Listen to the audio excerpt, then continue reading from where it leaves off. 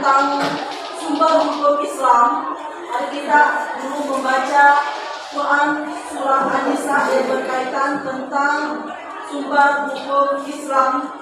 Kita tolong kepada ibu buka Al-Qurannya.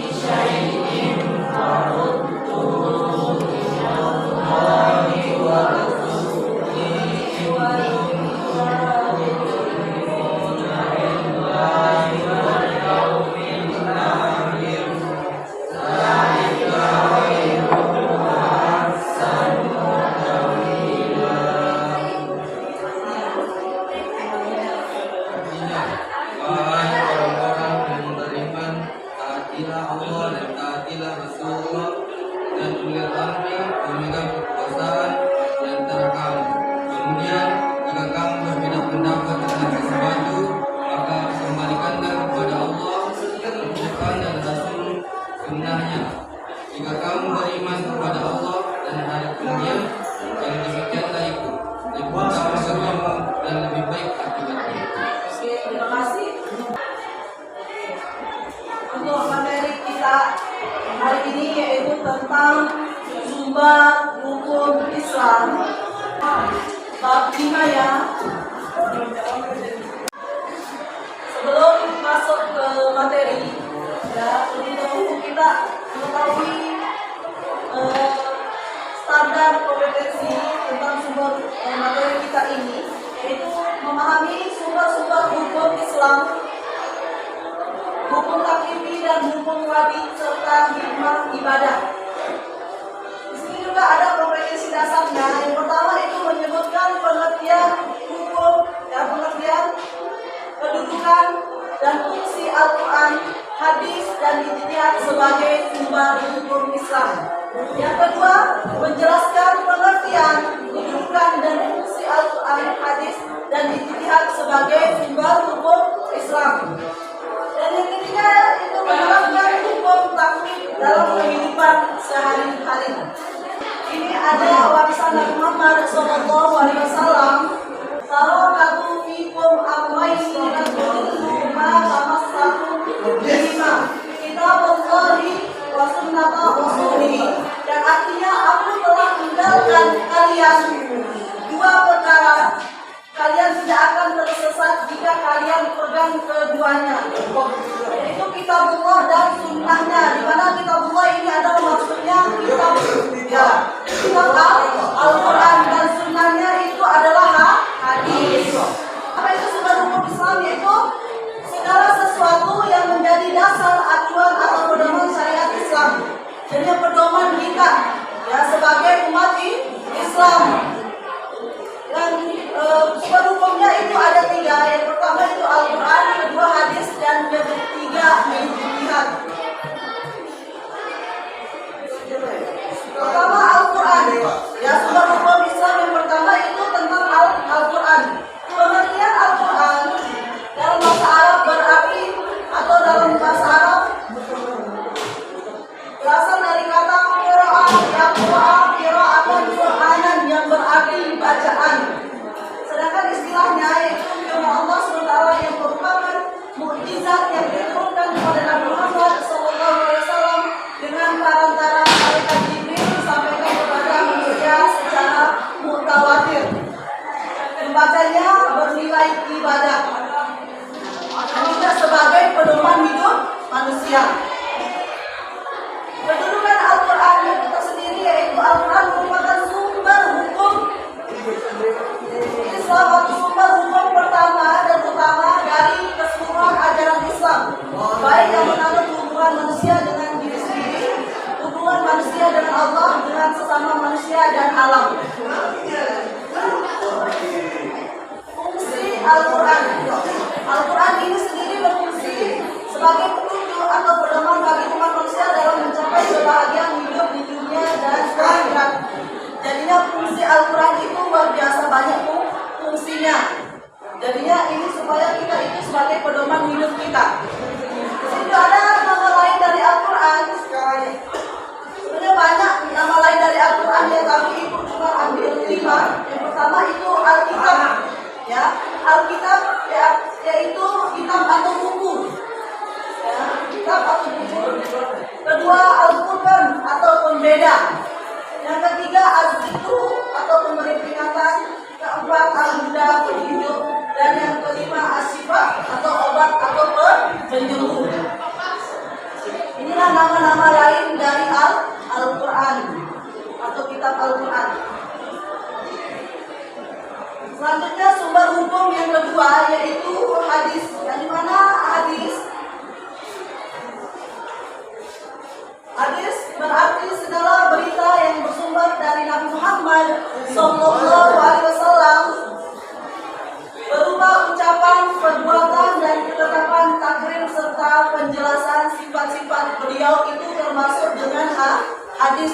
Jadinya apapun yang dikatakan Nabi, perkataan Nabi, ucapan Nabi, tidur atau diam pun Nabi itu termasuk hadis. Di sini kedudukan hadis. Hadis itu berkedudukan kedua, ya, sebagai sumber hukum Islam kedua setelah Al-Quran.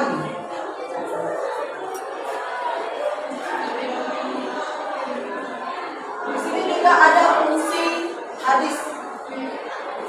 Anak-anak ibu bisa perhatikan di sini ada fungsi hadis itu. Yang pertama itu menegaskan dan memperkuat hukum-hukum yang telah disebut dalam Al-Quran. Yang kedua menjelaskan, menafsirkan dan meneliti ayat-ayat Al-Quran yang masih umum dan samar. Yang ketiga mewujudkan suatu hukum atau ajaran yang tidak tercampur dalam Al-Quran yang prinsipnya tidak bertentangan dengan Al-Quran. Tadinya tidak bertentangan dengan isi dalam Al-Quran. Oke, pembagian istilah hadis. Hadis ini dibagi menjadi 3. Yang pertama adalah hadis qauliyah, yang dimana hadis qauliyah ini yaitu hadis yang didasarkan kepada segala perkataan dan ucapan Rasulullah SAW itu termasuk hadis. Yang kedua yaitu hadis fidyah, yang dimana yaitu hadis didasarkan pada perbuatan dan tingkah laku Rasulullah SAW. Jadinya apapun perbuatan atau tingkah laku yang dilakukan oleh Muhammad SAW itu juga termasuk hadis.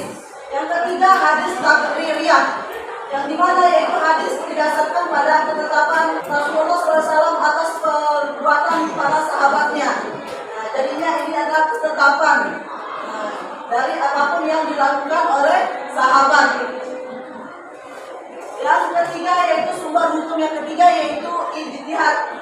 Nah, yang dimana ijtihad ini yaitu menerapkan tenaga dan pikiran dengan sungguh-sungguh untuk menyelidiki dan mengeluarkan hukum-hukum yang terkandung dalam Al-Quran hadis dengan syarat-syarat tertentu. Kedudukannya sendiri itu ijtihad itu menempati kedudukan yang ketiga setelah hadis. Ya, yang pertama itu Al-Quran, yang kedua hadis, yang ketiga baru ijtihad. Makanya ijtihad ini merupakan sumber hukum Islam yang ketiga setelah Al-Quran dan hadis. Adapun fungsi dari ijtihad itu tersendiri yaitu menetapkan hukum, ya, menetapkan hukum suatu yang tidak termuat dalam Al-Quran maupun hadis. Jadinya apapun tidak terdapat di Al-Quran dan hadis, makanya baru kembali ke ijtihad atau pemikiran, ya, pemikiran para ulama itu. Ya, jadi di situ tempat dia berpikir otaknya untuk menetapkan suatu hukum. Adapun salah-salah menjadi mujtahid atau ahli ijtihad yaitu pertama memahami Al-Quran dan asbabun nuzul atau sebab-sebab turunnya Al-Quran. Yang kedua memahami hadis dan asbabun nuzul yaitu sebab kemunculannya. Yang ketiga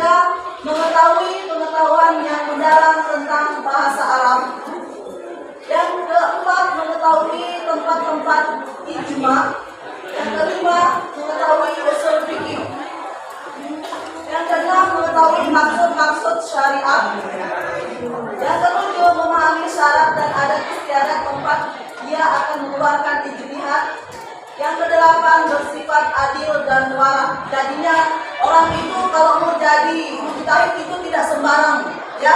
Jadinya harus menguasai ini 6 syarat ini baru bisa menjadi mujtahid atau ahli ijtihad itu tersendiri. Lanjut, bentuk-bentuk ijtihad ini tersendiri itu ada 5. Yang pertama itu ada ijma. Yang dimana ijma itu maksudnya adalah kebulatan pendapat semua mujtahid pada suatu masa atau suatu masalah yang berkaitan dengan syariat. Yang kedua yaitu qiyas. Menetapkan hukum atau suatu perbuatan yang belum ada ketentuan berdasarkan suatu yang sudah ada ketentuan hukumnya dengan melihat kesamaan antara keduanya. Yang ketiga itu adalah ijtihad, yang dimana artinya itu melanjutkan berlakunya hukum yang telah ada dan yang telah ditetapkan karena adanya suatu dalil sampai ada dalil yang mengubah hukum tersebut. Yang keempat itu masalah dan mursalah, yaitu kemaslahatan dan kebaikan yang tidak disinggung-singgung syarak untuk mengerjakan atau meninggalkannya dan bila dikerjakan akan membawa manfaat terhindar dari keburukan. Yang kelima yaitu atau kebiasaan yang dilakukan oleh seseorang atau kelompok orang, baik kata-kata atau perbuatannya. Di sini bisa kita lihat ada juga contoh dari ijtihad Majelis Ulama Indonesia atau dikenal dengan MUI, ya. Biasa kita dengar MUI, ya. Itu MUI itu adalah singkatan dari Majelis Ulama Indonesia. Dan MUI ini juga banyak dia ini menentukan tentang hukum-hukum atau mana yang boleh dan mana yang tidak, ya, ketentuannya. Di sini ada contoh-contoh dari MUI, ya, atau ijtihad Majelis para Ulama Indonesia. Yang pertama, menulis kitab suci Al-Quran dalam bahasa di luar Arab diperkenankan dengan sepanjang disertai tulisan Arab aslinya. Jadi tidak sembarang, ya. Kedua, menggunakan pil anti haid demi kesempurnaan ibadah haji. Jadi maksudnya adalah menggunakan obat, ya, ketika dia mau haji. Ya, jadi dia itu gunakan obat itu. Obat yang digunakan itu halal atau tidaknya, boleh atau tidaknya digunakan. Nah, takutnya itu haram ibadah hajinya. Makanya kalau orang saja kalau pergi haji kan biasa kita dengar itu ada juga vitamin, ya, atau hal-hal lain yang boleh digunakan. Makanya di situ kita lihat apa halal atau baik atau tidak menurut MUI. Kalau haram tidak boleh, ya, seperti itu. Yang ketiga itu Tomi dan Tomi termasuk usaha pemandulan termasuk haram. Jadi maksudnya ini adalah sesuatu hal atau apa, ya, biasa kita sebut dengan contohnya yang menjadi penyebab dari orang itu mandul, ya. Sehingga sudah ini juga kemandulan. Orang biasa kan minum sesuatu yang haram atau dilarang oleh MUI, makanya yang termasuk dalam haramnya, takutnya itu nanti salah, ya. Jadi orang itu kan asal-asal saja, yang penting minum saja, ya, padahal itu haram. Next, ini kuis atau soal ibu kalian, pengetahuan kalian tentang pemahaman tentang sumber hukum Islam. Ini salah satunya menurut kalian yang benar, ya. Nanti ditukar sama teman bakunya, ya. Menurut kalian berikut yang merupakan sumber hukum Islam, ya, pilih apakah A, B, C, D, E. Inikah yang benar, ya, mana yang termasuk dari sumber hukum Islam? Oke. Yang kedua itu Al-Quran merupakan pembeda antara yang benar dan yang salah, yang baik dan yang buruk. Dengan ilmu Al-Quran dinamakan apa? Ya, ini nama-nama lain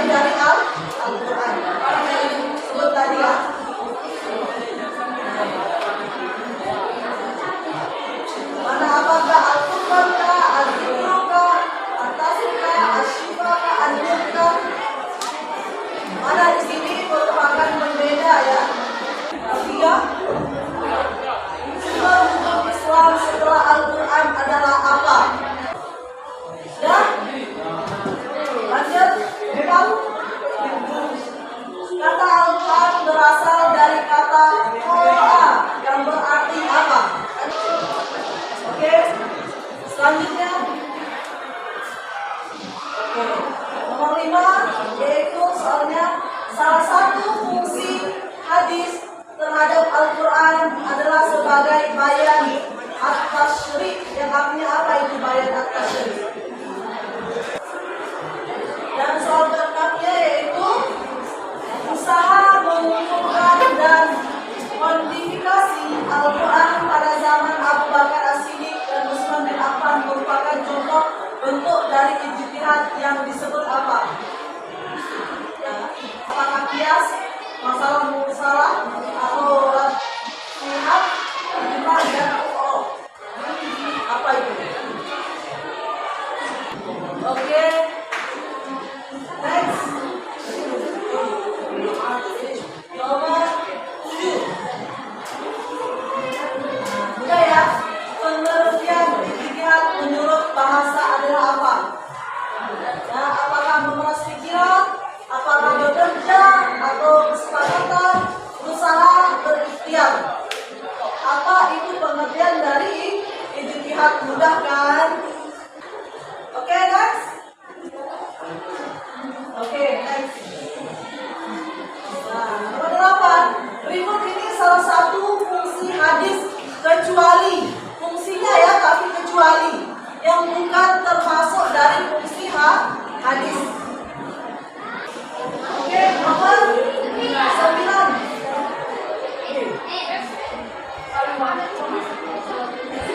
Nomor 9, oke. Nomor 9 yaitu soalnya menggunakan segenap kemampuan untuk menetapkan hukum yang belum ada dalam Al-Quran dan hadis menggunakan akal sehat dan jernih disebut apa? Udah ya? Oke, next. Sebelum itu berikut ini syarat-syarat melakukan ijtihad kecuali. Ya, syarat-syarat melakukan ijtihad tapi ada kecualinya yang bukan merupakan syarat-syarat melakukan ijtihad. Ya, ya. Ibu harap anak-anak ibu soalnya atau jawabannya dibantu tukar ya dengan teman sebangkunya. Oke. Ini sebenarnya dilihat bagaimana pemahaman kalian tentang sumber hukum Islam. Oke, perhatikan ya. Kita lihat jawaban yang benar dari soalnya. Perhatikan. Oke. Yang pertama, siapa ingat? Berikut yang bukan sumber hukum Islam. Ada yang benar? Ya. Oke, yang benar adalah E. Oke, adalah E. Yang kedua, perhatikan yang kedua, apa yang merupakan pembeda antara yang benar dan yang salah, yang baik dan yang buruk berhubungan dengan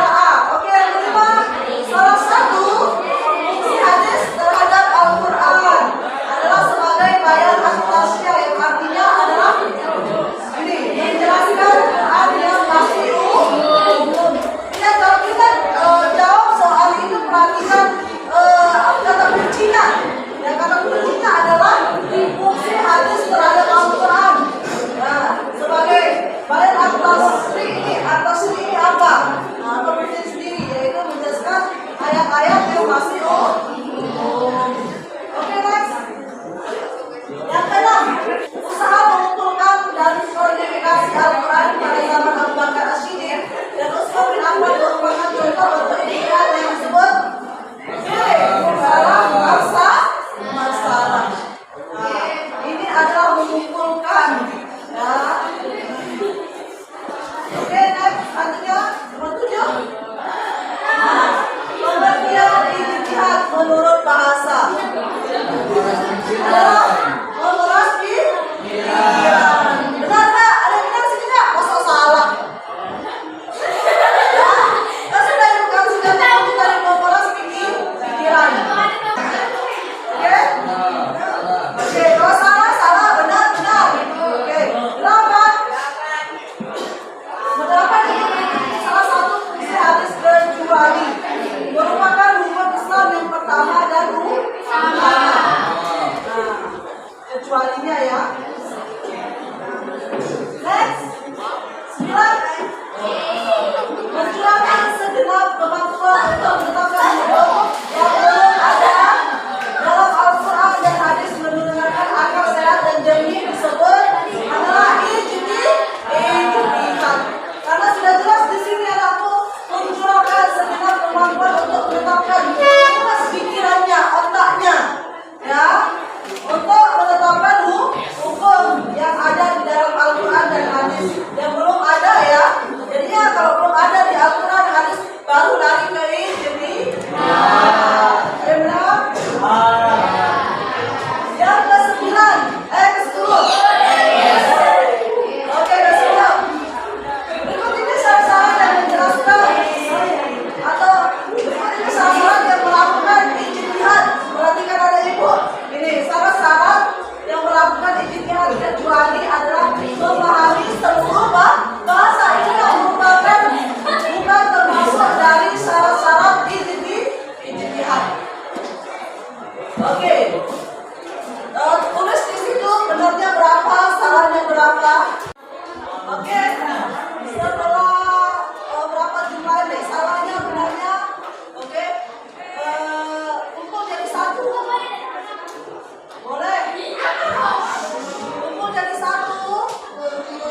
Ibu ingin jumlahkan berapa orang yang menjawab benar, salah. Ibu sudah ditulis benarnya, salahnya. Oke, kita tolong satu orang untuk kumpulkan ibu. Kita tolong. Benar berapa, salah berapa. Yang paling banyak ini adalah ambil paling banyak ini benarnya daripada salah. Jadinya pelajarannya ini sudah alhamdulillah sudah lumayan ya, sudah bagus karena tenang. Oke, karena waktu kita sudah habis. Terima kasih untuk anak-anak ibu karena sudah bekerja keras ya untuk menjawab dan memahami makna dari sumber hukum Islam ini dan menjawab dari kuisnya, dan alhamdulillah lebih banyak yang benar daripada salahnya. Sampai ini materi kita tentang sumber hukum Islam. Mari kita sama-sama mengucapkan alhamdulillah.